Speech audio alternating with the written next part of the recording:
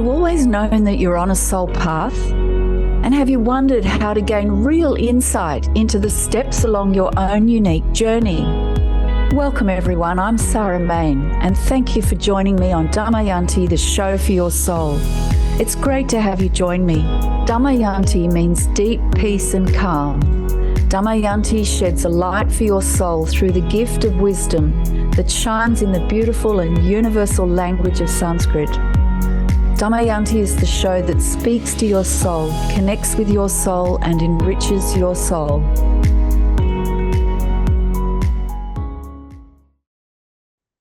Hey everyone, welcome along, welcome to Damayanti, the show for your soul with me, Sarah Main. And today's show actually follows on and talking about attitude and intention, our emotional ground. And it's all about from darkness to light. Today's show is about from darkness to light. And there is a beautiful Sanskrit prayer that asks to be taken from darkness to light. So how can this be done? And this does flow on from talking about our attitude, our intention, that we as human beings, which are spiritual beings having a human experience, we have free will. We have absolute control over what in Sanskrit is called bhavana, our attitude, our intention, our emotional ground. But to begin with, before I get back into that, is I'm going to chant to you the beautiful Sanskrit prayer that has the line from darkness to light in it. So it's a Sanskrit prayer from the Upanishads, the Upanishadic tradition. And it's the Brihadaranyaka Upanishad. And it's a short prayer, but a very profound and beautiful prayer. It says, lead me from the unreal to the real. Lead me from darkness to light. Lead me from death to immortality. May peace and peace and peace be everywhere. So the Sanskrit, Om Asato Ma Sadgamaya Tamaso Ma Jyotirgamaya Mrityorma Amritam Gamaya. Om Shanti Shanti Shanti. And the line lead me from darkness to light is Tamaso Ma Jyotirgamaya. Tamaso Ma Jyotirgamaya. Lead me from darkness to light. Okay, now this flows absolutely from what I was talking about in a previous show about the one thing that we have absolute control over. So go and check that show out. Have a listen to it. And there's a great story in there about two sages devoted to worshipping Lord Vishnu. And so they're performing the same devotions, but they have different attitudes, different approaches, and therefore different outcomes. So remember, the only thing we have absolute control over, free will, is our attitude, our emotional ground, and in Sanskrit, our intention, and in Sanskrit, that's called bhavana. Bhavana literally means a place of abode, a mansion, a home, a dwelling, a palace, if you like. It means coming into existence, birth and production. So think of home as a place where we rest and gain nourishment, and then are basically born every day. We come into existence every day. After we rest in sleep, we are birthed each day, really. And the place where anything grows, notice anything, there's no judgment about whether it's good or bad. So the responsibility is on us to be discerning about what is placed there that will grow, right? So that's a responsibility that as human beings we carry. And emotional ground is a very accurate description. That's the one I was taught. Think of a seed planted in that ground, that emotional ground. Think of coming into existence. Think of growing. Think of manifesting. Think of being and becoming. Think from that ground nourishment is derived. So be discerning about what is planted there, okay? Because bhavana, anything can grow from that. Okay, so there's no judgment about whether it's good or bad. This happens impartially, and Bhāvanā is just telling us what happens. So the responsibility is on us as to what is being brought into existence, what's being manifested. That's up to each of us, and this takes discernment. And discernment takes awareness. We all have that as a natural function within us, that without awareness, our discernment is sort of dull or inoperable. It gets covered over a bit like clouds over the sun. So without awareness, we react habitually from habitual, familiar emotional attitudes, intentions, and emotional grounds. And that creates the outcome, and it creates the same outcome, same old stuff. So Bhāvanā is not the end of the situation, it's the beginning, it's the start, it's the place, the ground from which all manifests. So that's really important to anchor that understanding of Bhāvanā, because that's where we can change things. And this is about leading from darkness to light. So how does that happen? It's not just like asking someone to do that for us. Only we can do that, actually. And the story I was telling in the previous show at the end, it's a very traditional story, but it's about the divine godly messenger Narada, who's a messenger of the great Lord Vishnu. It's from the Indian mythological tradition. And Vishnu sends Narada round the world to check on his devotees, make sure they're okay, and if they have any questions for him, to bring them back to Vishnu. And Narada goes off and he meets one sage, he's on the earthly realm, and he meets a sage who's been meditating and doing all these disciplines, and it's tough, and he's a bit miserable and, downcast, and this is hard, and he's carrying on. And he says, look, the sage does the right thing and offers Narada hospitality. And Narada says, well, what questions have you got for the Lord Vishnu? You're worshipping him. And the sage says, well, how long have I got to keep doing this? This is hard. And Vishnu says, okay, I'll send that back. I'll take that question back. I'll come back at some point with an answer. Then he finds another sage who's just happy that Narada's turned up. He's just always happy and dancing and singing and, just upbeat, even though he's doing the same devotions. And Narada says, well, what questions have you got? And the sage says, well, look, I don't really have any, really. And Narada presses him and he says, look, I don't. And Narada says, well, don't you want to know how long you're going to have to keep doing this before you're, transported to the heavenly realm and with your Lord? And the sage says, oh, well, okay, if that's what you want, sure, great, that sounds good. So Narada goes back to the divine realm and gives these questions to Vishnu, and time passes, and then eventually he's back on the earthly realm checking on the devotees as the messenger, and he comes back with these answers, and he finds the first sage, and the sage offers him hospitality. And then Narada says, well, do you want the answer to the question? And the sage says, oh, okay, I guess so. So he hasn't shifted at all, really. And Narada says, well, see that bowl of fruit in front of you? And there was a bowl of fruit with 3 pieces of fruit in the bowl. He said, see that bowl of fruit?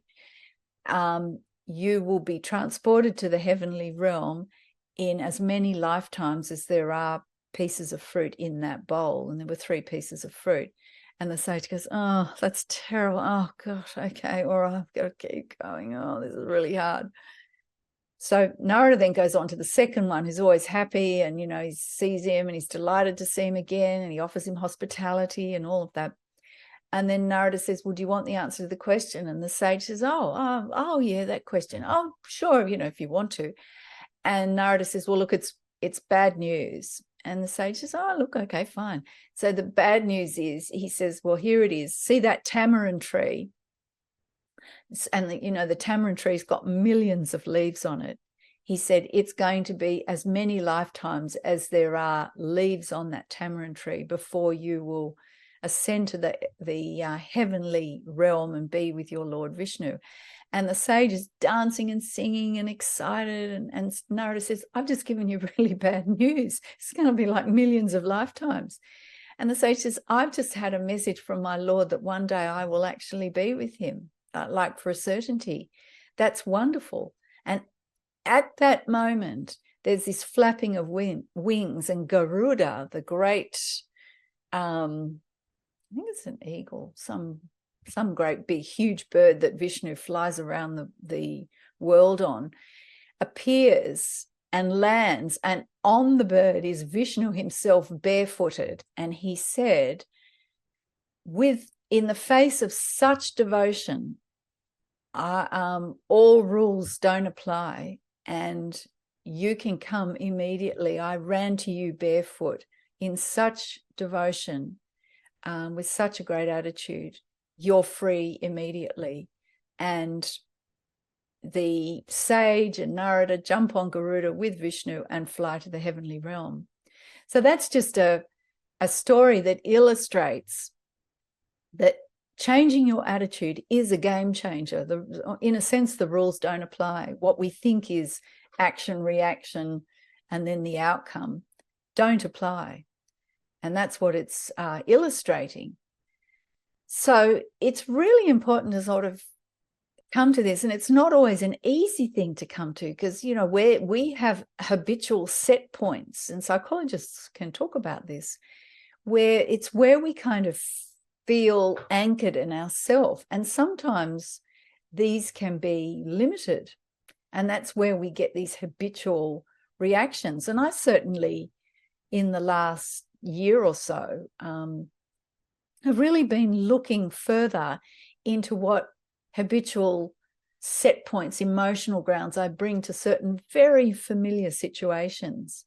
And it's been incredibly useful, like places where I just automatically get irritated and annoyed. At home, like I'm at home with my husband and he'll do something or say something and just click and you're irritated. People talk about trigger points, okay? Well, the responsibility is in us, not to expect him to change. Why should he? If it's just him, it's perfectly innocent. The responsibility on the irritation is with me. And it's really habitual, totally familiar. And I've been working on this. I've actually been remembering the mantra prema. And prema means love, universal love. And I've been remembering that. And it's been transformative, because I find now I spot the irritation and immediately something just reminds me to let it go and to remember love and embrace the situation in love. And it has been an absolute game changer. So that's just come from really deciding to take some responsibility about habitual emotional grounds and attitudes. So remember, the theme of this show is from darkness to light. And this has been definitely taking an area of my life that was life experience that had some darkness around it, where I got cross and annoyed. And it's brought light and love. And that came from my decision to put my attention on the emotional ground around certain situations. So I'm going to stop and take a break. And after the break, we're going to talk about how we can move from darkness to light. Simple, practical tips for bringing this change in our life. We'll see you soon.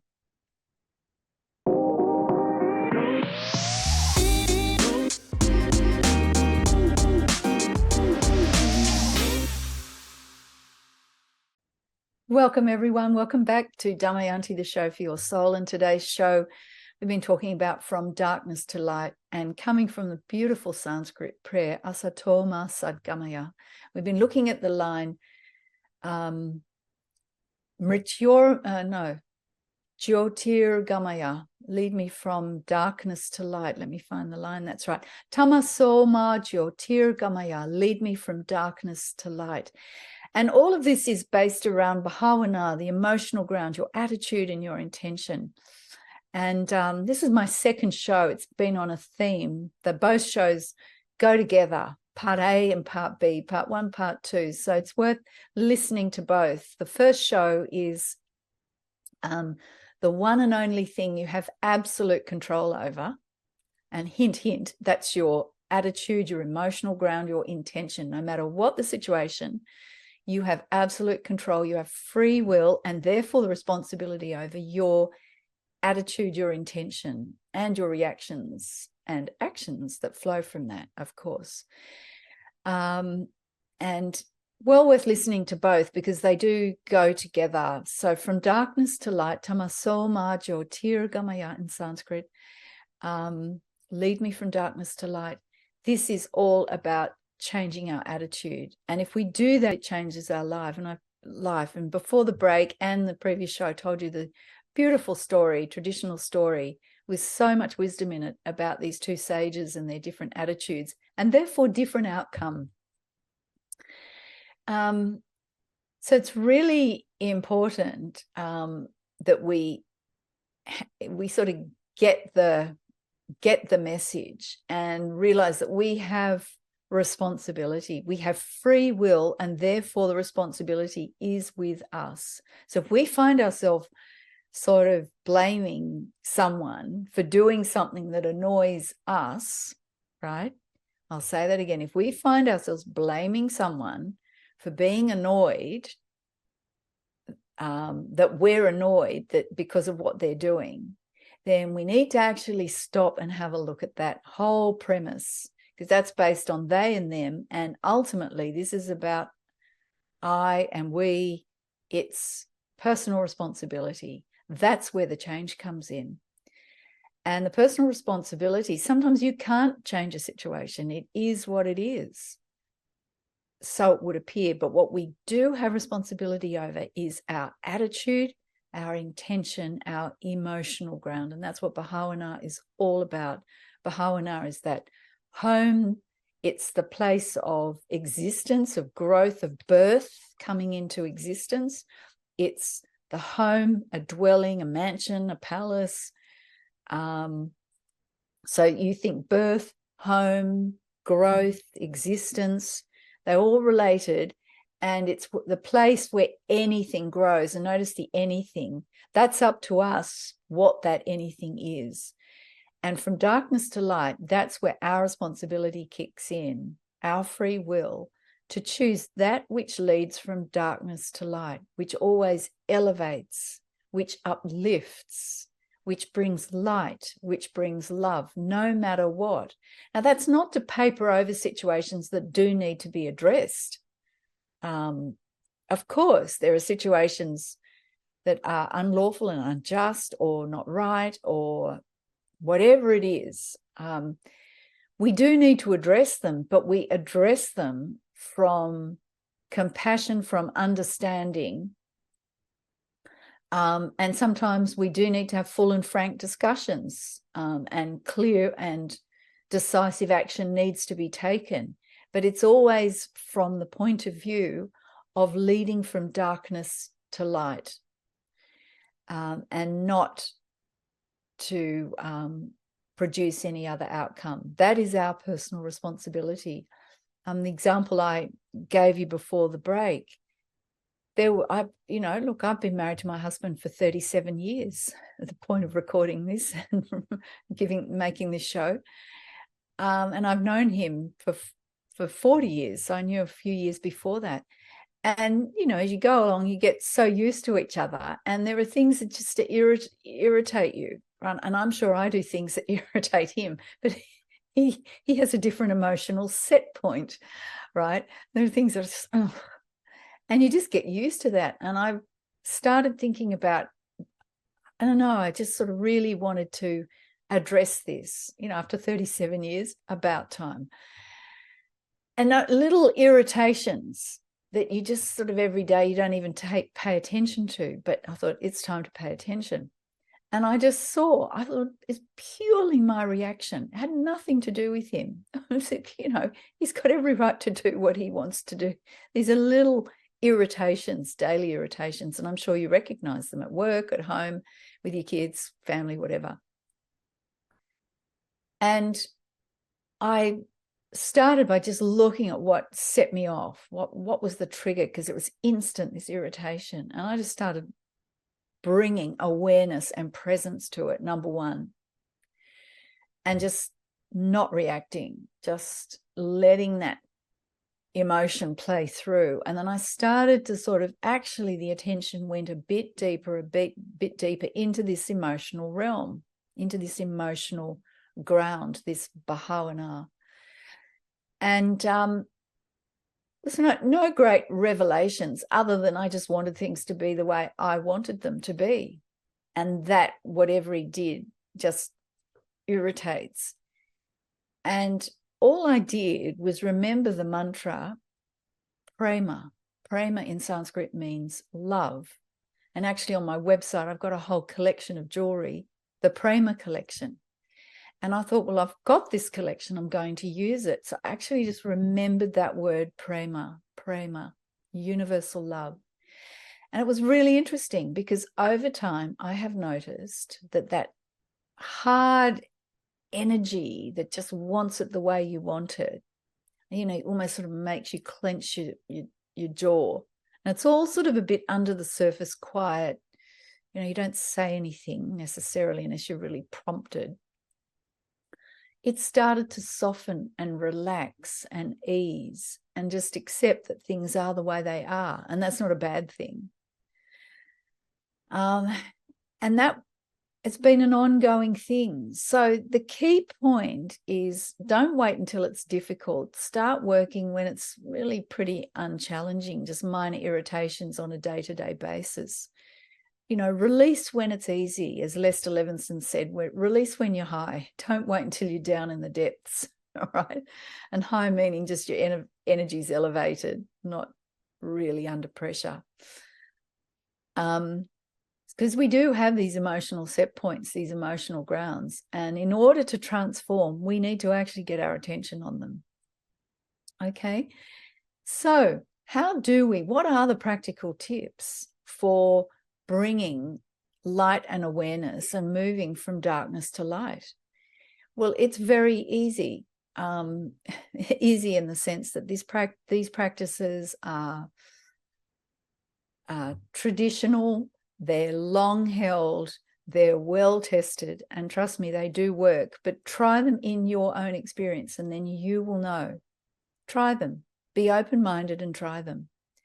So how do we change this? Your attitude, your intention, your bhavana, your emotional ground, your emotional set point. How do you move from darkness to light? Because there's enough happening in the world that we do need to address this. How do we move from darkness to light? Well, I've got 3 practices that you can try. The first one is from the Upanishads, and it is to ask yourself, what would a wise man or woman think or do now? What would a wise man or woman think or do now? Ask yourself that. Stop and ask yourself that. And it will bring some discernment. Think of someone who you consider to be wise and ask yourself, what would they think or do now? And then follow that. Another one is, in following it, sometimes it feels like you're faking it till you make it. It doesn't feel like, that's what I had to do in order to start softening that tight, hard set point I had with irritations with my husband. And these are just little niggles. I felt like I was faking it till I made it, right? And in Shakespeare, he said in Hamlet, assume a virtue though you have it not. Assume a virtue though you have it not. In other words, fake it till you make it. But over time, I've noticed it shifted, but I was determined. I thought 37 years of minor irritations is long enough. And the other one is ask, what am I grateful for now? What am I grateful for now? 3 very simple things. Try them and see whether it brings awareness of your emotional ground where some darkness can lurk, because this is all about leading from darkness to light. And we have absolute control over this. We can do it. And we have responsibility for ourselves and for the world at large to be a beacon of light, bring light energy rather than dark energy, be positive rather than negative, lead me from darkness to light. So good luck with it. And if you want to find out more about Damayanti, go to my website, damayanti.store. There's beautiful jewelry there with mantras on them for your personal reminder. This one's my Balam necklace, which means strength.